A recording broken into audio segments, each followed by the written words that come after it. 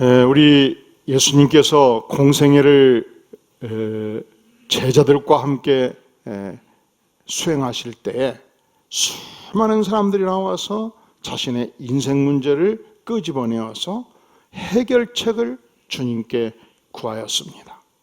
오늘 말씀도 한 젊은이가 예수님을 찾아왔습니다. 예수님, 제가 괴로워 죽겠어요. 억울해서 복통 터질 지경입니다. 부모님이 한꺼번에 세상을 뜨신 것도 억울하고요. 그런데 형님이 부모님 유산 전체를 독차지해버렸어요. 논도 있고 밭도 있고 포도원도 있고 저택도 있는데 이 100억 원에 이르는 거대한 재산을 모조리 형님이 가져가 버렸어요. 그러니 제가 억울해서 어떻게 삽니까? 형님만 생각하면 이가 갈려요. 그러니 예수님, 형님 좀 만나주세요.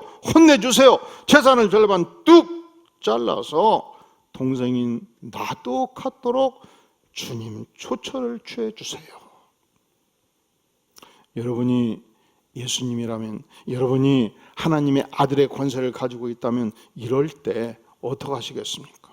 고얀 놈 같은 이라고 앞장서거라. 내가 형님을 만나서 혼내주마. 그렇게 하시겠습니까? 우리 예수님은 이 상황에 어떻게 하셨을까요? 예수님은 이 젊은이의 형님을 직접 만나려고 전혀 의욕하지 않았습니다. 예수님은 놀랍게도 이 상황에서 유명한 어리석은 부자의 비유를 말씀하셨습니다. 내용이 이렇습니다. 어느 농촌에 농사꾼 부자가 있었습니다. 그에 따라서 밭의 소출이 어마어마했습니다. 모든 일꾼들을 동원해서 타작을 해가지고 창고에 곡식을 가득 채웠습니다. 그런데 아직 밭농사 절반도 타작을 하는데 모든 창고에 곡식이 가득 차버린 거예요. 어찌할꼬, 아직도 타작해야 될 곡식이 이렇게 많이 남아있는데 어찌할꼬 생각하다가 역시 이렇게 하면 되겠다 하고 결심을 합니다. 자, 이 부자 농산꾼의 결심을 우리가 18절에서 19절까지 같이, 17절에서 19절까지 같이 읽는데 따라 볼까요? 네, 나.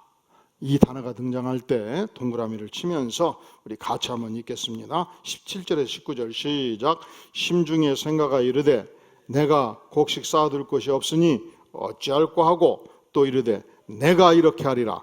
내 곡간을 헐고 더 크게 짓고 내 모든 곡식과 물건을 거기 쌓아두리라. 또 내가 내 영혼에게 이르되 영혼아, 열의 쓸모를 많이 쌓아두었으니 편안히 쉬고 먹고 마시고 즐거워하자 하리라 하되, 이렇게 그가 결심을 한 것입니다.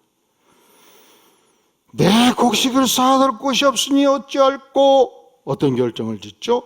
곡간을 헐고 더 엄청 크게 지으면 될 거 아니냐.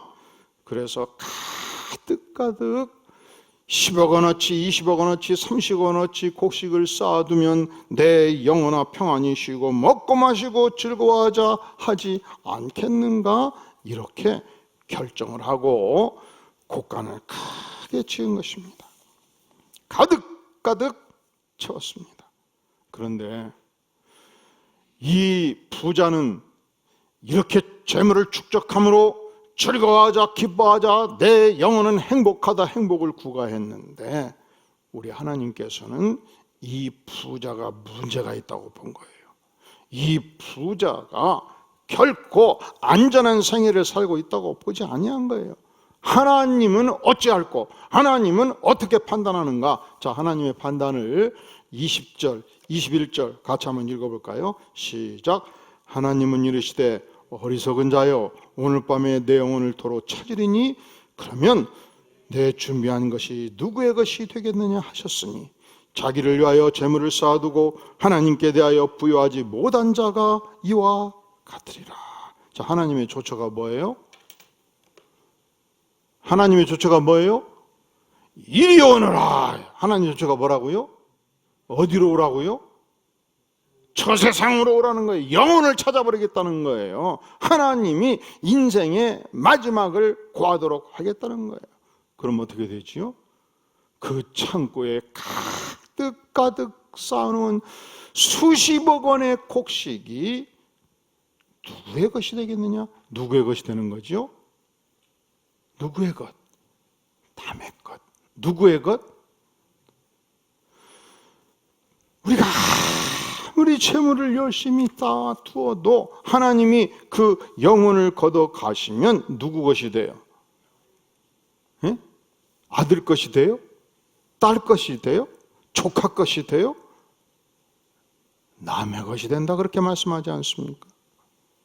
그러니까 이 재물만을 축적하는 것이 인생 목적이었던 이 부자는 어리석은 부자라고 말씀해요. 이 부자는 심각한 인생에 문제가 있다고 하나님은 말씀해요. 우리 인생들은 이 땅에서 재물을 열심히 축적합니다. 인생들은 이 땅에서 명예를 열심히 축적합니다. 우리가 많은 것을 축적하면 내 영혼이 부유하다, 만족하다고 생각합니다. 그런데 하나님은 너의 영혼에 문제가 있다고 보는 거예요. 그리고 형이 재산을 다 상속받아 가서 너무너무 억울해하는 둘째 아들 너도 동일한 문제가 있다는 것입니다. 열심히 재물을 일궜는데 곡식을 가득가득 창고에 쌓았는데 그것도 부작해서 창고를 다시 짓고 새로운 창고에 가득가득 양식을 쌓아두었는데 그래서 나의 영혼은 행복한데 과연 하나님 무엇이 문제입니까? 어리석은 부자가 어리석은 인간이 된 이유가 있어요. 첫째로 재물을 언제든지 인생 목적으로 삼으면 하나님은 어리석다 말씀합니다. 하나님은 언제 우리를 어리석다고 말씀한다고요? 재물을 무엇으로 삼을 때? 인생 목적으로 삼을 때. 재물은 언제든지 인생 수단이 되어야 되는 것입니다. 재물은 인생 목적이 아니에요. 재물은 위대한 사역을 하기 위한 인생의 수단입니다. 단지 우리가 재물만 쌓아두면 어찌하겠다는 것입니까? 그런데 부자는, 이 어리석은 부자가 어리석은 인간이 된 것은 충분히 재물을 쌓고 그것도 부족해서 다시 창고를 10배를 짓고 쌓고 쌓아서 축적이 인생 목적이 되어버린 거예요. 그렇죠.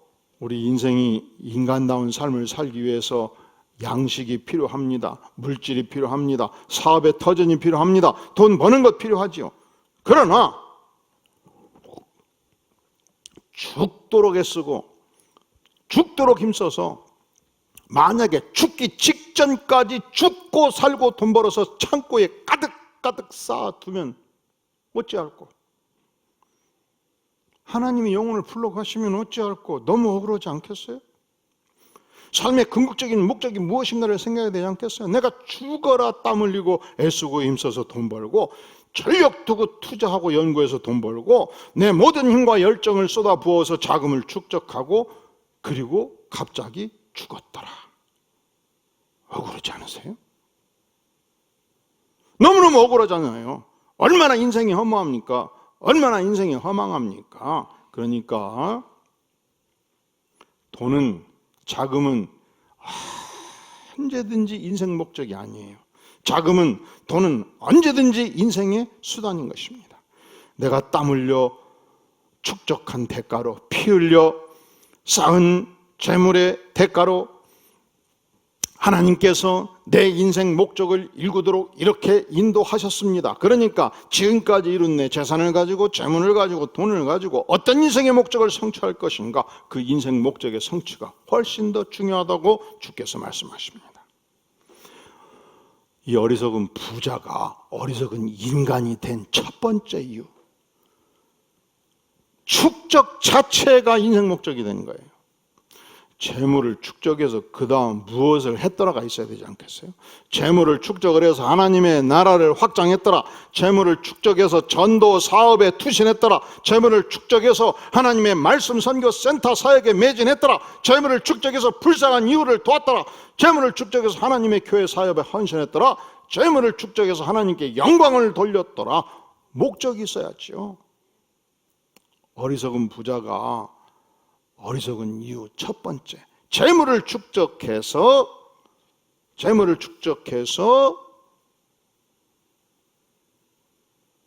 19절이 돼버린 거예요. 19절이 뭐예요? 또 내가 내 영혼에 이르되 영혼아 여러 해 쓸 물건을 많이 쌓아두었으니 평안히 쉬고 먹고 마시고 즐거워하자 하리라 하고 끝나버린 거예요.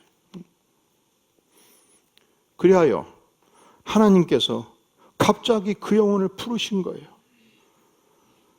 그러니 얼마나 억울합니까? 내가 어떻게 쌓은 재물인데 하나님 나를 지금 불러가 버리시면 그게 다 남의 것이 되는데.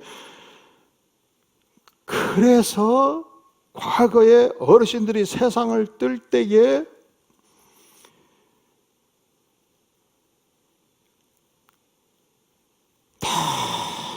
너무 재물을 쌓아두고 세상을 뜨는 것이 억울해서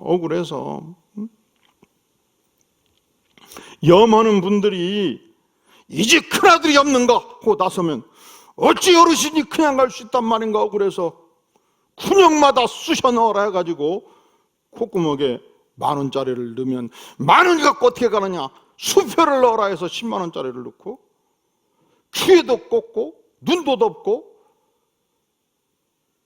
입도 덮고. 근데 나중에 보니까 누가 다 가져가요? 염하는 분들이 다 가져가. 이게 없어진 지가 얼마 안 됩니다. 제가 1989년도 남서울교회에서 부목사를 시작했는데 그때도 장례를 치를 때 가보면 그 일을 했어요. 염하는 분들이 2000년도 초반까지 그 일을 했어요. 근데 어느 날 삼성의료원에서 장례 절차를 고급한다고 싹 없애버리더라고, 그것을. 그러면서 전국의 장례식장마다 그 제도가 없어졌습니다. 저는 그 제도가 없어지니까 떠나신 분들도 죽어라고 축적하고 가신 분들은 억울하겠다 싶어요. 그렇게 열심히 버셨는데 좀 가지고 가셔야 되지 않겠어요? 콧구멍에도 넣어가고 입에도 넣어가고 눈에도 넣어가고 귀에도 넣어가고. 그렇게 해서 가지고 갈 수 있겠습니까? 사는 동안에 재물을 축적해서 그 다음 무엇을 하였더라가 있어야 되지 않겠습니까? 사는 동안에 재물을 축적해서 하나님의 나라를 확장하였더라. 사는 동안에 재물을 축적해서 이웃을 열심히 도왔더라. 사는 동안에 재물을 축적해서 조카의 학비를 도와가지고 예수 믿게 하였더라. 사는 동안에 재물을 축적해서 하나님의 영광을 위하여 귀하게 사용하였더라. 이것이 있어야 되지 않겠습니까? 전 세계적으로 가장 많이 있는 치약이 콜게이트 치약입니다. 이게 콜게이트 치약의 창업자 윌리엄 콜게이트, 그는 유년 시절 대단히 가난하고 비참했습니다. 그의 가정은 마치 중환자실 같았습니다. 아버지는 중풍으로 몸을 움직일 수가 없었고 어머니는 폐결핵을 앓고서 심한 기침을 멈추지 아니하셨습니다. 그래서 유년 시절부터 콜게이트가 하나님께 기도를 해서, 하나님, 제가 반드시 돈 벌어서 우리 부모님 병을 고칠 수 있게 도와주시옵소서.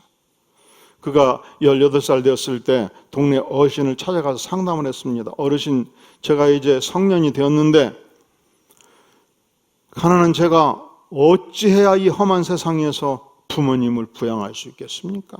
어찌해야 제가 돈을 벌어서 부모님의 병을 고칠 수 있겠습니까? 그랬더니 이 어르신이 말씀하기를, 얘야, 소망을 잃지 말거라. 너는 무엇이든지 잘할 수 있을 거야. 너가 과연 잘할 수 있는 일이 무엇이 있겠느냐? 어르신, 저는요, 비누와 양초 만드는 일만큼은 자신 있어요. 그때 이 어르신이 콜게이트의 손을 꽉 붙잡고 간절히 격려하고 충고를 해줬습니다. 콜게이트야, 너는 앞으로 너의 인생을 네가 잘할 수 있고 네가 좋아하는 일에 집중하거라. 반드시 성공할 수 있을 거다. 단 한 가지 조건이 있다. 너가 사업을 일으키면 그 사업의 주인공이 예수님이신 것을 잊지 말거라. 꼭 성경 말씀대로 살거라. 너의 어머니의 신실한 믿음을 가슴에 간직하고 살거라. 훗날 사업을 하거든 반드시 수입의 10의 1조를 하나님께 드리고 창조주 하나님의 목소리를 꼭 챙겨드리고 하나님의 영광을 위해서 사업을 하거라. 콜게이트는 이 어르신 말씀을 가슴 깊이 새겼습니다. 영국에 일자리가 없다 보니까 그는 기회의 땅 미국을 가기로 작정하고 선박에 밀항을 한 것입니다. 건포연에게 걸렸습니다. 이놈의 자식, 어린 놈이 감히 배삭도 안 냈고 밀항을 하다니 당장 내려가거라. 그때 콜게이트가 간절히 애원을 했어요. 아저씨, 저희 부모님은 둘 다 몸져 누워 계셔요. 저는 돈이 전혀 없고요. 제가 뉴욕에 가서 열심히 돈을 벌어야 저희 어머니 아버지를 살릴 수가 있어요. 그러니 저를 뉴욕으로 보내만 주시면 평생 그 은혜를 잊지 않겠습니다. 그런데 이 소식이 선장의 귀에까지 들어갔습니다. 선장이 청년을 만나보니까 굉장히 싹수가 있고 미래가 보이는 청년이었습니다. 그래서 건편하게 말합니다. 이 청년을 용서해 주게. 내가 이 청년을 책임지겠네. 그리고 선장이 이 콜게이트를 양자로 삼았습니다. 선장의 도움으로 뉴욕에 도착했고 선장의 추선으로 비누 제조회사에 취직을 했습니다. 열심히 일해서 지배인이 되고 사장이 되고 결국 그가 세계적인 치약회사 콜게이트의 창업주가 된 것입니다. 그는 사업을 시작하면서 평생 이 어머니의 말씀과 어르신의 당부를 실천을 했습니다. 이 하나님의 장부, 이 기업마다 매출 장부가 있고 뭐 여러 가지 장부가 있지 않겠습니까? 그런데 이 장부의 첫 번째 하나님의 장부가 있었습니다. 별도로 장부를 만들어서 수입의 10의 1조를 떼었습니다.